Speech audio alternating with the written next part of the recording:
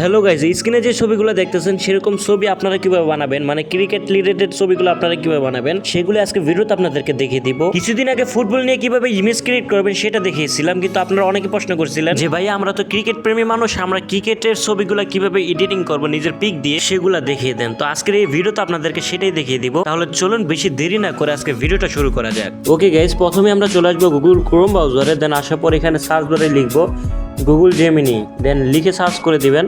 দেন এখানে দেখতে পাচ্ছেন গুগল জেমিনি প্রথম অপশনটাই ক্লিক করবেন। ওকে গাইজ, এরকম অপশন আসলে আপনারা যে কাজটা করবেন, নিচে দেখেন প্লাসের সাথে দুটো ডট আছে, এখানে ক্লিক করবেন।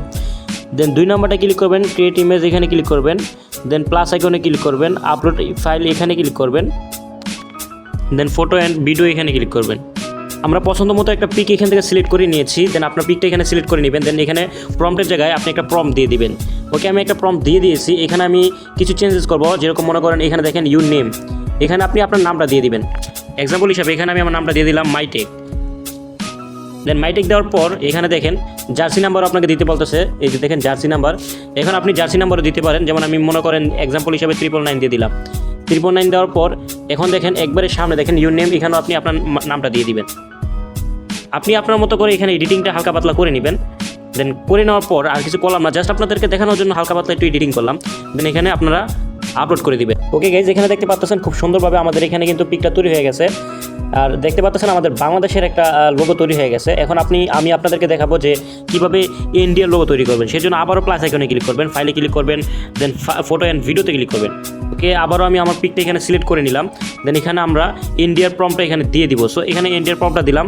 দেওয়ার পর এখানে আপনারা হালকা পাতলা কিন্তু চেঞ্জেস করতে পারেন। এক্সাম্পল হিসেবে আমি আপনাদের যদি বলি, এখানে দেখেন নাম্বারটা যদি দেন, এখানে আপনি নাম্বারও দিতে পারেন। আমি নাম্বারটা এখানে দিয়ে দিলাম আবার 999 দেওয়ার পর এখানে একটু নিচে যাবেন। এখানে যদি আপনি চাইলে আর কিছু আপনি আপনার মতো এডিটিং করে নেবেন।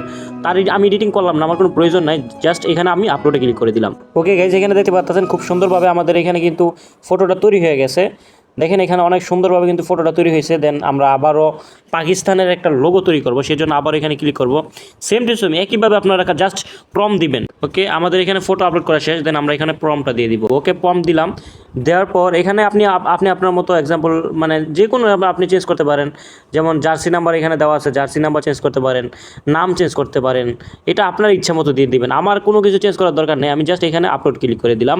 এখানে 5 থেকে 10 সেকেন্ডের মধ্যে আমাদের পিকটা এখানে রেডি হয়ে যাবে। ওকে গাইজ, দেখতে পাচ্ছেন এখানে কিন্তু খুব সুন্দরভাবে আমাদের ফটোটা তৈরি হয়ে গেছে।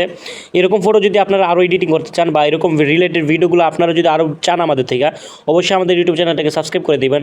আর এরকম ভিডিও যদি আপনারা চান অবশ্যই বেল আইকনটা অন করে দিবেন, যাতে নোটিফিকেশনের সাথে সাথে আপনাদের কাছে চলে যায়। তো আজকে ভিডিওটা পর্যন্ত, ভিডিওটা ভালো লাগবে অবশ্যই লাইক কমেন্ট সেটা করে দেবেন। তো টাটা, আল্লাহ হাফিজ, বাই বাই গাইজ।